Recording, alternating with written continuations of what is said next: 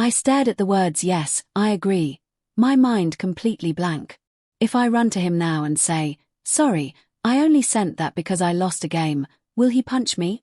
I exited that chat and opened Ethan's messages, starting from the beginning. Do you like anyone? Are you two officially together now? I guess that's a stupid question. Do you really like him?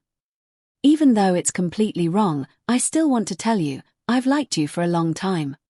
You don't need to feel pressured, you don't even need to reply. I just want you to know, if you get hurt, I can protect you. If we can still be friends, I'll try to forget you, and I won't bother you anymore. I wish you happiness. I'm such a jerk. Truly. I had hurt two sincere guys. I was a certified villainess. Reading it all, my heart felt heavy and numb, then suddenly it began to tremble uncontrollably. I stopped thinking. I grabbed my phone and quickly typed, I like you too. You idiot Ethan. The message yesterday was just a game penalty, it wasn't real. He replied immediately, are you really sober now? I choked. Just as I was about to answer, he sent another message, could it be that I'm dreaming? All right, he's acting pitiful, so I'll forgive him.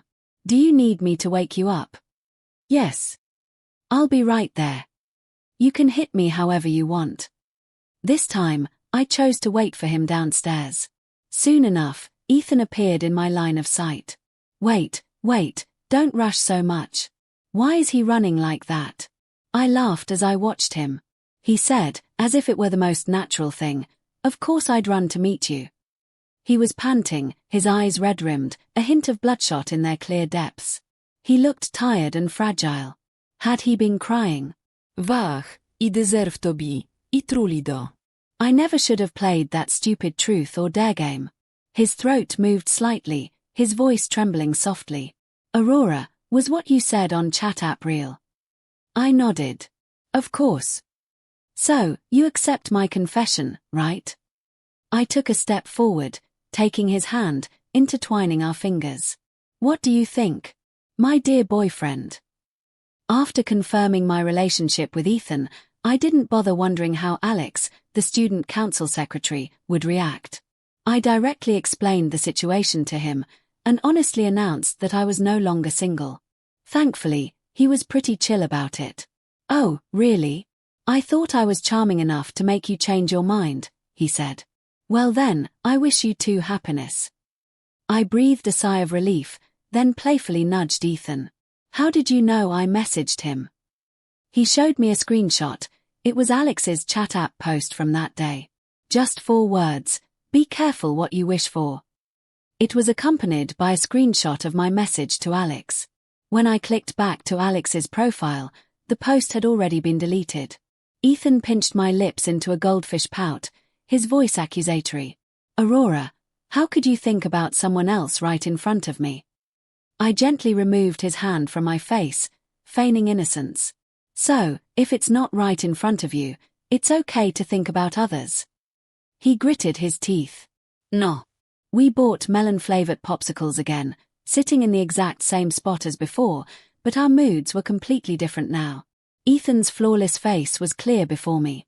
His thick eyelashes cast soft shadows, and his eyes sparkled like distant stars, luminous and brilliant. He took my hand, then kissed me. The first time I met Aurora, it was truly disastrous for me. After scanning my health code on the bus, I was about to scan for payment when my phone died. I searched everywhere on me, but didn't have a single coin. And it was the last bus to campus. The bus was packed with people, older folks pushing and shoving. I stood there, holding my phone, and struggled to speak. Excuse me, my phone died, could anyone? Before I could finish, the bus driver waved me off. I turned to get off the bus, and then I met her clear eyes. A girl with slightly curly hair, a bright smile, waving her phone. Where are you going? I can scan for you too. Being looked at by her, my face flushed. When I told her my destination, her eyes widened. What a coincidence, we're going to the same school. I nodded, my heart skipping a beat. I'll find a way to pay you back. She didn't seem to care. It's just a few cents, no big deal if you forget. When we got off the bus, the crowd pushed us apart, and she disappeared. Aurora Stone, what a beautiful name. It was a shame I hadn't even had a chance to tell her my own name. I quietly observed her for a long time. She loved gaming, she loved exercising, she loved white tea, and she was especially obsessed with the melon-flavored popsicles from Honey Snow Ice City, but she absolutely hated cilantro. She was strong, a little competitive, easily stressed in crowds, but she always had a brilliant, radiant smile. I quickly realized I had fallen for her. This feeling was magical. I couldn't help but constantly pay attention to her. My emotions, whether happy or sad, seemed to revolve around her. But I felt completely willing. I created countless opportunities for accidental encounters, and I even tried to stand in her line of sight, hoping she would notice me. But her eyes always looked at me with an odd unfamiliarity. Right, I was wearing a mask that day. I touched my face, questioning my own looks for the first time. So many people said I was handsome. Why didn't Aurora react at all? When I found out she was in the same APCLC exam room as me, I was ecstatic. My roommate, after hearing the story, even suggested a trick: intentionally drop a pen after the exam to get her attention. I thought it was a bit silly, but when the final bell rang, it wasn't my pen that fell, it was my ID card. It took me a while to realize it. The drill sergeant looked at me like I was his mortal enemy. Don't look anymore, it's useless. My face streamed with sweat, and I grew more and more anxious. Just then, a clear, decisive voice rang out. Report, Sergeant. I'd like to demonstrate for this student. It was Ethan Miller. This campus was frighteningly small. Was he here to mock me? Ethan wore his military uniform impeccably, every fold precise, his collar standing tall, revealing his long, fair neck. He stood straight as a pine tree, his usually cheerful face now unusually serious. March! His posture was so perfect that the drill sergeant smiled in satisfaction, but not for long. Suddenly, his steps started to falter. In the end, I wasn't the only one walking with arms and legs on the same side. He and I were both held back for extra training. I really wanted to laugh but tried desperately to hold it in. He looked at me, an helpless expression in his eyes. I glared back, returning his gaze. See? Who told you to come tease me? When the drill sergeant wasn't looking, Ethan hooked his finger at me, whispered, How about you pretend to faint? I'll take you to the infirmary. It was rogue student behavior, but I liked it. I gently touched his arm in response. Okay. As soon as the drill sergeant turned his back, I unleashed my full acting skills, stumbling a few steps, preparing to collapse dramatically onto the ground. But Ethan caught me. The force of his catch sent my forehead crashing into his chest, leaving me dizzy and seeing stars. I weakly whimpered, Sergeant, I feel so dizzy. Sergeant, I'll take her to the infirmary. Go on. Once the drill sergeant was out of sight, he tapped my head. Are you stupid? I said pretend to faint, not actually launch yourself onto the ground. That's how it looks real. Ethan mused, if I hadn't caught you in time, and your head hit the ground, that already not so bright brain of yours would have been completely finished. I turned away, ignoring him. Who's not bright, huh? He reached out and turned my face back to him, his eyes serious. Don't do that again. You need to protect yourself. Otherwise, he whispered, I'll be really worried about you. We feigned illness in the infirmary for a bit, grabbed a few token medicines, then snuck out to a corner of the campus to eat popsicles, enjoying the breeze and watching others train. Biting into a melon-flavored popsicle, I felt like my whole body was purified. Next year, when I'm a senior, I'll have to bring popsicles or a watermelon to watch the freshmen do military training. So, would you mind if someone held an umbrella for you or fanned you while you watched? He asked. I teased, what? You want to be my junior? Ethan seemed a little nervous. Would that be okay? Something felt off, but I still nodded. You have something, he said, pointing to the corner of my mouth, then suddenly leaning closer. The familiar clean scent of soap enveloped me. His amber eyes reflected my image. My heart pounded, But in my mind, a cheesy scene from a movie I'd watched as a kid played out. The male lead gently wiped a food stain from the female lead's mouth, then smiled slyly, popping it into his own mouth and saying, "This little demon, why are you so fatally sweet?" A flush of hot blood rushed to my face, and I immediately activated my retreat mode, pulling out a tissue and frantically wiping. Finally, I offered him one. "Do you need one?" Ethan looked at me, his expression unreadable. "No, thanks." I still couldn't shake my habit of walking with my arms and legs on the same side. Neither could Ethan. As a result, I was assigned to the bayonet drill team, while he was with the rifle drill team. Neither of these teams needed to practice marching in unison. Ethan's fake rifle looked pretty cool, and his aura was intense. My plastic bayonet, on the other hand, looked utterly pathetic. He showed no mercy. "Is this really a bayonet, guys? It looks like an eraser." I admitted he was right. The bayonet was made of soft silicone, clearly flexible plastic, wobbly and ugly. But I still put on a mysterious air. "You wouldn't understand." That evening, the two teams gathered and rested on the grass. The drill sergeant, appearing from nowhere with a loudspeaker, called for us to perform. At first, no one volunteered, but there always had to be a guinea pig. I bowed my head, counting ants, silently praying it wouldn't be me. But I was already on the drill sergeant's radar. "Don't look away, it's you. The one who walks with their arms and legs on the same side." The drill sergeant pointed directly at me, a meaningful smile on his face. "Bring your accomplice too." I stood up and looked at Ethan, then glanced at the dozens of eager eyes watching us. My legs almost gave out. War. My stage fright was acting up again. The drill sergeant even led the cheering squad in chanting, "Sing a song, sing a song." Ethan handed me the microphone, his voice warm and soft like the night wind. "Don't be afraid. I'll sing with you." The night sky was silent, stars twinkling, but the person in front of me was even gentler than the moonlight. That moment stayed with me for a very long time. On the day of the actual performance, Ethan's face was camouflaged as he rolled and crawled through the dust and smoke. Unlike me, who was holding a plastic bayonet, he was wielding his rifle like a true warrior. When I saw him, his uniform was slightly disheveled, a few streaks of mud on his face only making his skin stand out more. Ethan stood at a distance, shouldering his rifle, giving me a solemn salute. When he smiled, his slightly crooked tooth showed, both cool and teasing. This guy is trying to charm people again. My face burned, and an indescribable feeling welled up inside me. Do you want to delve into the next part of the story? Or perhaps explore the love brain concept a bit more? I woke up, and my chat app was exploding. Ethan had sent me over 99 messages. What was going on? My head, already throbbing from the lingering effects of alcohol, started to ache even more. I stared blankly at my phone, trying to recall last night. It was a roommate's birthday, and since it fell on a weekend, we'd invited the next-door dorm over for a rather elaborate celebration. Chloe had bought both cake and drinks. After eating, drinking, and laughing, someone suggested playing Truth or Dare.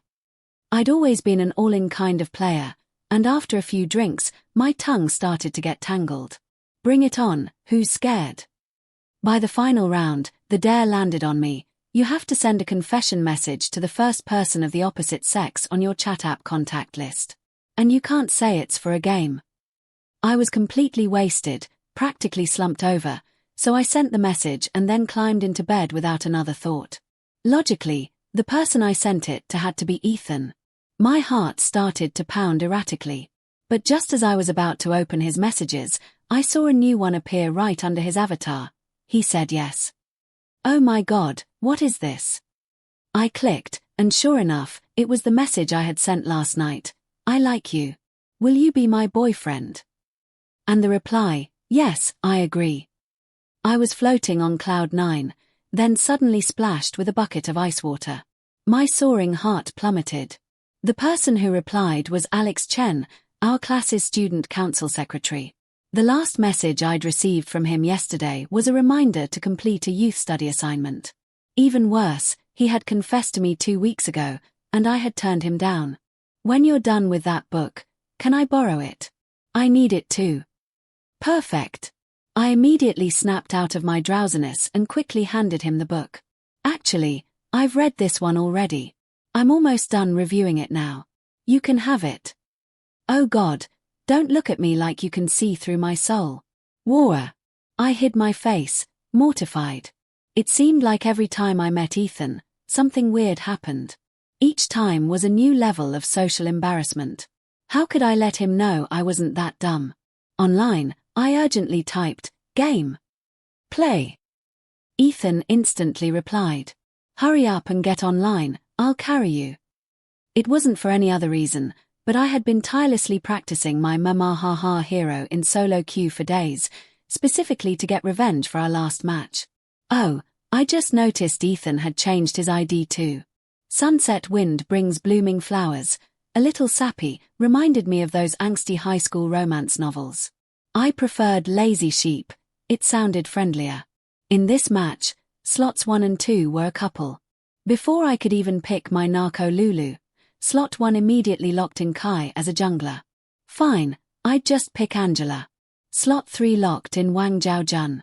In the end, I was forced to pick Luban and go solo lane. Don't ask why. Because slot 2, at the last second, swapped to Hu Yi and demanded to go farm lane. I, the poor victim, was shoved into the fill position. Ethan, playing Sei Wunji, pushed his baby carriage over to find me. The enemy Sun Ce drove his boat straight into both of us. I rotated my camera to check. Kai was helping Hu Yi clear the jungle. Meanwhile, our solo lane was being utterly dominated by the enemy team. Kai was helping Hu Yi take the enemy blue buff. Wang Zhaojun was hidden in the farm lane bush, not moving a muscle. I really couldn't play this game anymore. I gloomily typed, "Some people flirt while jungling, some are stuck in solo lane like they're paralyzed."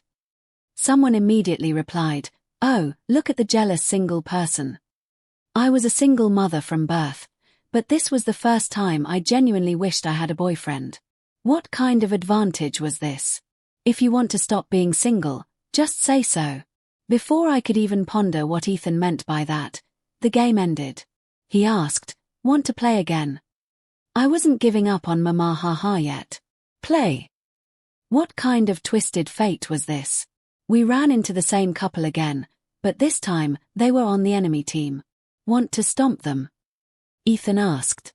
Play Jiaochan and follow me. For the first time in my life, I truly felt what it was like to be carried. Ethan, playing a super smooth Li Bai, soared around the 4 enemy heroes, never once letting me fall off his ride. He then caught the couple, stomping them to a miserable 0-9. He alone drew all the aggro from the entire enemy team. They chased him halfway across the map, only for him to counterattack and kill them all with a sliver of health left. Ethan came back to pick me up, and we stood proudly on a pile of our enemies' corpses before recalling. "Oh my God, he's so handsome I could die." I screamed like a crazy fan. Li Bai, for the team, I'd willingly run into a wall. That's all it takes for you to think I'm handsome. He led me straight to the enemy's fountain. Watch me perform another trick. And then, we both lay side by side under the enemy's highest tower. I was silent for a few seconds. Well, that was a pretty impressive performance. Just a small mistake. Just a small mistake. Wait, the handsome enough to die comment. I hadn't sent that yet, had I? Then I saw the microphone icon flashing brightly next to my avatar in the top left corner. Mom, when did I turn on the mic? He was such an amazing jungler, I wondered. You're so good at jungling. Why does your profile only show 3 support heroes? Well, sometimes I want to feel protected too, you know, he replied. Don't you like having a Jiaochan always looking out for you? No, I answered. I prefer a king who can carry me and make me fly. As a result, after we exited the game, his profile immediately changed to 3 jungler heroes, all of them handsome. Men are truly something else. One day, while I was cramming in class, Ethan messaged me. Are you going to the concert tonight? Concert? I was confused. There's a concert at Zhongming. He replied, yeah, the vocal club is organizing it. I'm definitely going. Okay. Then what? I expected him to invite me along, but no more messages came. Oh well, I guess I was just imagining things. That evening, I invited Chloe to come with me. We linked arms and arrived at the campus stage just as the concert was starting. The lights came on, and I spotted Ethan instantly. In the intersection of light and shadow, half his face was in darkness, the other half, under the dim lights, looked even more refined and profound. His drumstick spun skillfully in his hands, his face serious and focused. When it was Ethan's turn to perform, the cheers nearly blew the roof off the auditorium. Each thundering drumbeat resonated with the music. His movements were both decisive and powerful. Chloe squeezed my arm, going wild. Oh, look. That's Ethan on the drums. So handsome. I see him. Oh my God, he's incredibly handsome. How can every drumbeat strike right through my heart like this? Tonight, I have plenty of material for my dreams. The song ended, and Ethan looked up, his eyes sweeping gently around. When his gaze met mine, he paused slightly, giving a faint smile. The sparkling lights seemed to pour into his eyes, so radiant they made it hard to look directly at him. My chest felt like a rabbit was leaping inside, my heart pounding. Chloe, I squeezed her hand. I feel an itch on my head. Didn't you wash your hair yesterday? She asked. I was serious. No, I think my love brain is growing. Whether a love brain truly grows or not remained to be seen, but what was certain was that the military training I had eagerly awaited for so long had finally arrived. It was supposed to be in the first semester, but was postponed due to the pandemic. I had always fantasized that with my superior physique and developed muscles, I would dominate military training, then stand tall, salute perfectly, and tell Ethan that Sister Aurora was normally fierce and cool, not at all dumb. But life isn't a dream. I planned for every situation, except for the one where I'd walk with my arms and legs on the same side. While everyone else was resting in the shade, I was out in the 97-degree sun, practicing marching in unison. The drill sergeant's stern voice boomed, "March! March! March!" The drill sergeant sighed, clutching his forehead. Drill sergeants from neighboring camps competed to correct my posture.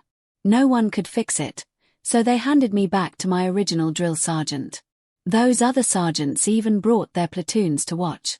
So there I was, surrounded 360 degrees, with everyone watching me march. I honestly wanted to faint on the spot. On the very first day of training, I had officially lost my dating privileges for all 4 years of college. I remembered a funny line I'd read online a few days ago. "Sorry, teammates, I forgot my brain upstairs today. My hands cramped, can't do anything, just wanted to chill and play a game. Apologies for ruining your experience. Truly. Hope you all have fun, and don't run into teammates like me again." The moment I sent the message, our team's nexus exploded. I quickly exited the game and gave Jiachan a thumbs up. I went to send a friend request, only to realize they had invited me into the game. And it seemed Jiachan was a guy. "Aurora! Aurora!" Chloe burst in again. "Ethan's waiting downstairs for you. He looks really worried. What happened?" I stared, bewildered. I have no idea. I grabbed my phone and rushed downstairs. He was in such a hurry that his dark hair was windblown, and he was even wearing flip-flops. Ethan looked at me, his voice laced with concern. "What about your hand? Is it a serious injury?" I froze, my brain temporarily shutting down. I even waved my hand around like a clumsy marionette. "I'm fine. My hand's perfectly all right." He let out a sigh of relief. "That's good. I thought you forgot your brain upstairs and broke a bone." I opened my phone, still on the game's defeat screen, and pointed a trembling finger at Jiachan on my team. "You were the support." "Yeah." He scratched his head, a sheepish smile on his face. "I'm pretty decent with Jiachan, right?" "Ah, yeah." I was too stunned to wonder why such a bright, handsome guy would enjoy playing support. Especially since my in-game ID was 81-year-old chimpanzee maiden. I had just used a name change card the other day to pick that name. At the time, it sounded cool and cute, both gentle and wild. Now, the sad chimpanzee in me could only pray he hadn't noticed my ID. He deliberately brought it up. Your ID is pretty unique, too, huh? Is that Mama chimpanzee, haha. Thanks, I mumbled, forcing a laugh. You're not so bad either, lazy sheep. All right then, let's just hurt each other, he said, his face stiffening. If there's nothing else, I'll head back, he said. After saying goodbye, I immediately bought a name change card that very night. War. I couldn't bear the name Mama Chimpanzee for another second. Next time, I'd change it to Midnight Sad Rose. Back in the dorm, the first thing I did was change Ethan's name on chat app. A costly lesson learned. If I had just saved his name properly before, I wouldn't be in this miserable situation now. Suddenly, I remembered that because of one thoughtless joke, he had rushed all the way here to check on me, and I hadn't even offered a single apology for causing the whole mess. Overcome with shame, I quickly typed a message. Sorry, Ethan, I was just kidding around. Thanks for coming all this way to see how I was. At the same moment, my phone chimed. Ethan had just sent a message, a picture of an ID card. I frowned and opened it. The photo showed a girl with a high ponytail, grinning broadly, her eyes clear but utterly bewildered. Isn't that me? I rummaged through my wallet, pulling out my ID slot, and there it was, Ethan's ID card. I froze. A chain of events unfolded today. If I said I had no ill intentions towards him, who would believe me? I sent him a picture with a message. When are you free for us to swap back? Wednesday. I'm free. No, imbusi. How about Friday? Okay. Little did I know, I would still see him on Wednesday. That Wednesday, my roommates and I planned a team-building outing at a restaurant outside the campus gates. When we arrived, we found out the entire place was booked. But the food was delicious and affordable, so we decided to sit in the outdoor area. The kind owner set up a small table for us. As the food was brought out, darkness fell, and to our surprise, there were no lights outside. Inside, the lights were bright, people were singing and dancing, the sounds echoing loudly. Outside, we used our phone flashlights for light, and a cold wind whipped around us. It was the same restaurant, but inside felt like a festive carnival, while we outside were like wandering nomads. When we were almost finished eating, a few tables inside started to leave. I, sticking to my principle of never wasting food, held my phone in one hand and gnawed on the last remaining pig's trotter with the other, grease glistening around my mouth. There was no other way. The trotter was too big to pick up with chopsticks. And since it was just my roommates around, I didn't bother with etiquette. I looked up, and Ethan Miller walked out from the opposite door. Whether it was my fierce expression, my wild eating style, or the bright phone light, he looked right at me. I was about to pretend to be an ostrich when he walked over. What a coincidence. Yeah, it is, I said, forcing a smile and holding up the trotter. This place has amazing pig's trotters. Ethan chuckled. Oh really? I'll have to try it sometime. Are you here alone? No. Oh, right. I realized I was suddenly alone. My dorm group chat had sent a message. Girls, we're heading back. Such a good opportunity. If you don't take it, don't blame us for pushing you two together with a forklift. Followed by a string of forklift emojis. Going back to campus? He asked. I thought about it.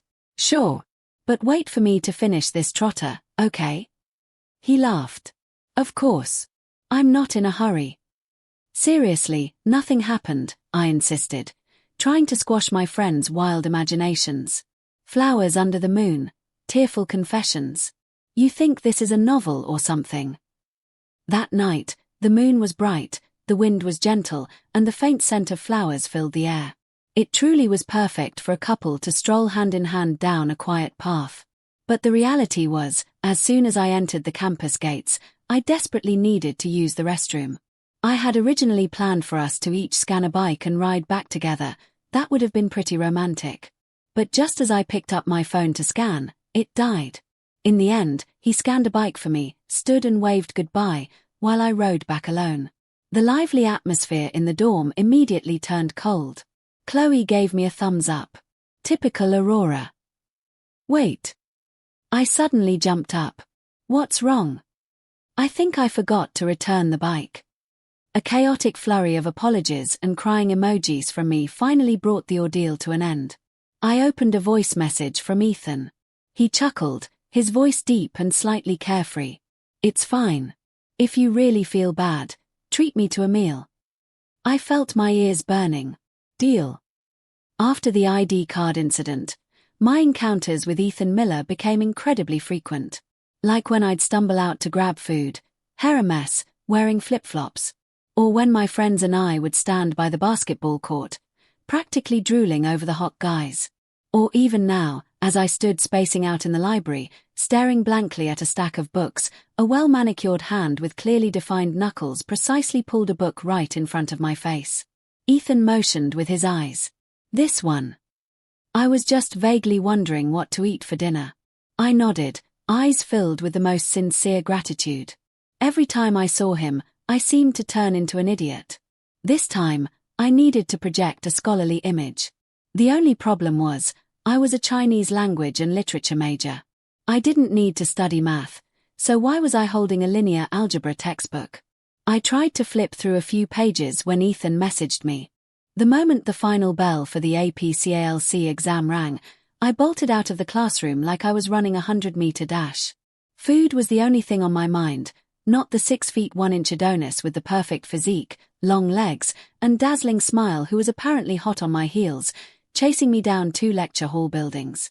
Me, Aurora Stone, a girl whose sole focus in life was her next meal, ruthlessly brushed him off. Later that evening, my name, and a very public declaration of affection, was plastered all over the campus crush wall. The story you're about to hear is called You're Here, My Heart is at Peace, and it's brought to you by Chen Tian Ming on YouTube, for those who care. But back to me. After the exam, my stomach was rumbling so loud I was seeing stars. I grabbed my pencil case and practically flew out of the room, leaving a trail of dust behind me. I'd already cleared 2 academic buildings, and yet, someone was still stubbornly trailing me. Oh my God, I thought. Last year I was the campus sprint champion. This guy's got some serious stamina. I poured every ounce of energy into my legs, bursting into the dining hall and snagging the first spicy chicken in tree. Excuse me, can you please pack this to go? Thanks. The person behind me finally caught up. It was a guy, tall and handsome, sure, but his endurance seemed lacking. He couldn't even keep up with me. A tiny, smug smile played on my lips, mixed with a hint of disappointment. Just as I was about to make my exit, he awkwardly blocked my path. Hi, you wouldn't happen to have. I cut him off, quick and blunt. No extra credit, no pen sales, no club sign-ups. Already got a club, thanks. Without waiting for another word, I elbowed my way through the cafeteria crowd, clutching my precious takeout, and sprinted straight back to my dorm. Slumped on my bed, I noticed a strange, uncomfortable pressure in my brand new boots. I bent down to investigate, fumbling around until I pulled out an ID card. My eyes widened as I stared at the student ID on my desk. Silence. The name on the card was Ethan Miller. Not a bad name, actually. His ID photo was bright and appealing, a real sun-kissed, all-American type. How unlucky could he be? And as I looked closer, a nagging feeling started to surface. Had I seen him somewhere before? I was just about to post in the campus Lost and Found group chat when my roommate, Chloe Davis, burst through the door. Aurora, you took your APCALC exam in room 108, lecture hall 1 this morning, right? She asked, practically bouncing with excitement. Yeah, why? I replied, bewildered. Did you happen to notice the guy in seat number 12? Seat 12. I glanced at my own exam ticket. I was in seat 12. Oh my God, oh my God, oh my God. Chloe shrieked, pulling out her phone like she'd discovered buried treasure. You won't believe what's on the crush wall. I leaned in closer to read. To the student who took the APCALC exam this morning in room 108, lecture hall 1, seat 12. If you see this, please add me on chat app 18630. I don't sell pens, I don't offer club memberships, and I'm not trying to recruit you. Thanks. Those last few lines felt eerily familiar. Case closed, Chloe. I exclaimed. I know who he is. Aurora, his Ethan Miller. The hot shot from the finance department. Chloe gushed, her eyes glazed over with adoration. His 6 feet 1 inch, perfectly built, long legs, and his in the top 5 of the department's GPA. And most importantly, his single. She sighed dramatically. It's a shame I memorized his chat app ID but was too chicken to add him. You mean this guy? I asked, pointing to the ID card. Her eyes lit up like lasers. Yes. OMG. You've been secretly making big moves, huh? You even swiped his ID card. I managed a strained, embarrassed laugh. After that, I immediately went online to find his chat app ID. Even though my new boots were sparkling clean and my feet didn't smell, I still meticulously wiped down his ID card with rubbing alcohol, front and back, several times. When I was satisfied, I tucked it into my wallet so I wouldn't lose it. I messaged him to meet at Dining Hall 1, perfect for returning his ID and grabbing a meal myself. He replied with a cute rabbit sticker and a simple got it. At the dining hall, I spotted him immediately. Feeling a little nervous but trying to play it cool, I sat down, attempting to hide my embarrassment from our earlier encounter. Sorry to keep you waiting, I mumbled, gesturing with the ID. Your ID card is here, Ethan Miller. Oh God, the more I talked, the more awkward it got. No, I mean, Ethan Miller, here's your ID card back. I quickly corrected myself. His voice was calm and collected. No worries. Thanks for the trouble.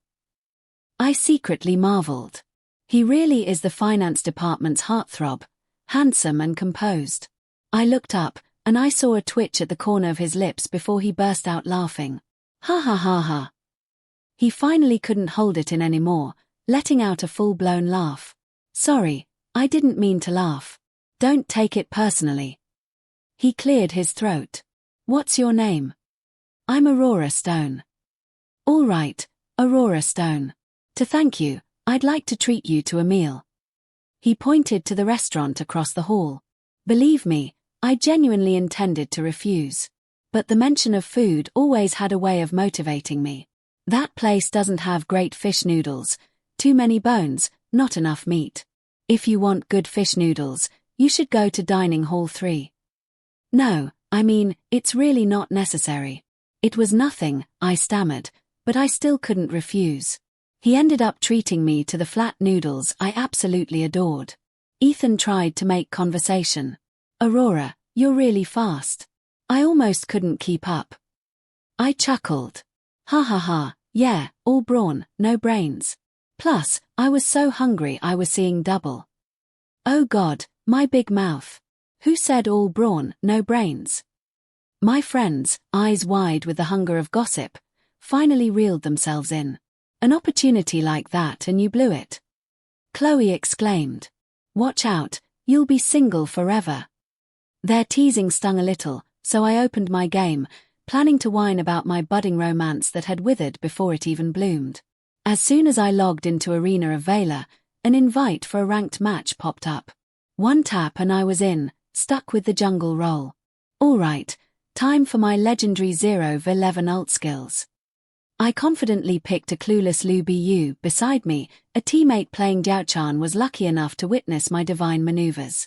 My ultimate for retreating, using the active item to wait for death, dashing straight into enemy towers. Yet, Jiaochan never abandoned me. Our other teammates, however, couldn't take it. What kind of jungler is this? If you don't know how to play, go home and plant rice. Nobody would even hire you to screw nuts in a factory. I was about to bite my tongue, but Jiaochan piped up in my defense. You're 1/5 and you're talking. Focus on your own game. Your gold donations to the enemy are enough for them to carry the whole match. I glanced at my own 2/3 score. Suddenly, Lu Bu's courage returned.